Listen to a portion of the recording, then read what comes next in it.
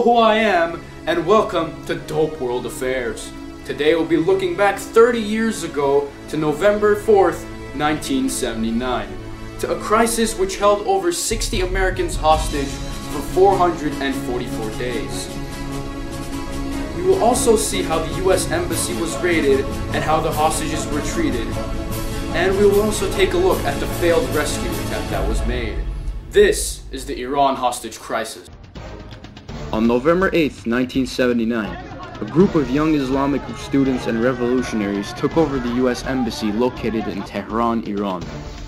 During the assault, over 60 Americans were taken hostage, although no casualties were reported. The siege lasted for 444 days and only stopped because President Carter stepped down to make Ronald Reagan president.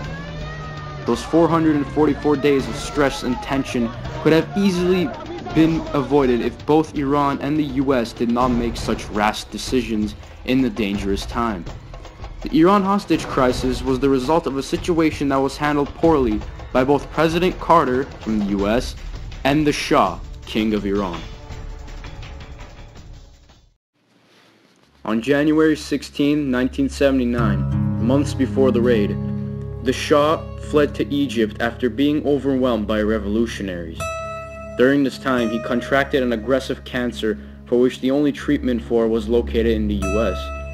The Iranian people warned the US that if they were to let the Shah into their country for treatment, then the embassy in Tehran would be raided. President Carter at this time made the rather reckless decision of allowing the Shah into the US anyway, which ultimately immediately set off the raid on the embassy in Tehran.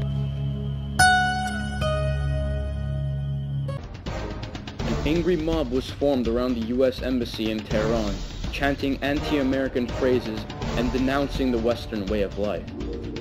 Shortly after, a group of revolutionary extremists took over the US Embassy using weapons and sheer brute force. 60 Americans were taken hostage in the process, but surprisingly no one was killed. The revolutionaries demanded that the Shah be returned to Iran for trial, and that the US return Iran the billions of dollars that were, quote-unquote, robbed from them. Several women and African Americans were released shortly after on the account that they had already suffered, quote, the oppression of the American society, end quote. The rest of the hostages, however, were all tied up and blindfolded. They were beaten regularly and forced to stay in dark, unsanitary rooms with a minimal supply of food and water.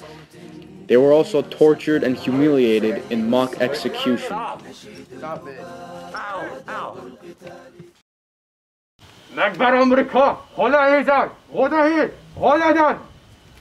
Oh my God! In which they were stripped naked, blindfolded, taken to a dark room and fired at by their oppressors. While being fired upon, however, they weren't actually shot, for this was just a revolutionary effort to humiliate and instill fear into the hostages. The hostages would then be given back their clothing and sent back to their unsanitary cells.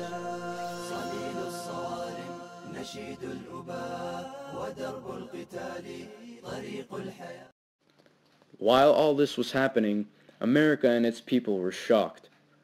During this time, CNN started a television show called Nightline, which kept viewers up to date with everything and anything that was going on in the US Embassy. The American people demanded that some sort of action be taken for the sake of the hostages' lives.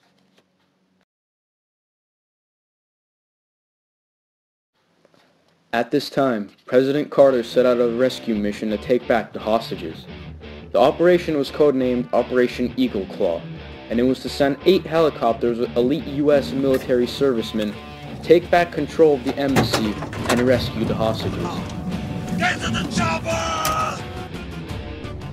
During the operation, all 8 helicopters were flying extremely low to the ground in order to hide from radar detection.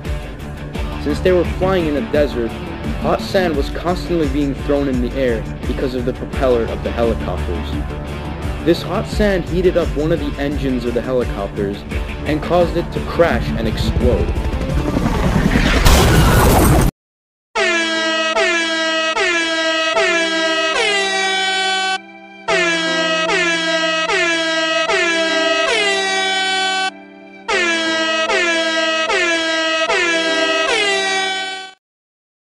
Since the choppers were so close to one another, 2 other helicopters also crashed down and erupted into flames. All other helicopters aborted the mission. 8 servicemen were killed, and the operation was a disaster. After being notified of the failed rescue attempt by the U.S., the Iranian revolutionaries decided to separate the hostages in order to make a second rescue attempt more difficult. The hostages were separated into the embassy, a hospital, and a prison, all located around Tehran. In 1980, after the death of the Shah in Egypt and the invasion of Iran by Iraq, Iran became more open to negotiating with the U.S. After Ronald Reagan was inaugurated as president, negotiations immediately began. The U.S. agreed to release $8 billion worth of Iranian assets, mainly being oil, and gave Iran and the people involved in the embassy raid immunity from lawsuit. Iran agreed, and after 444 days of being held captive, the hostages were released.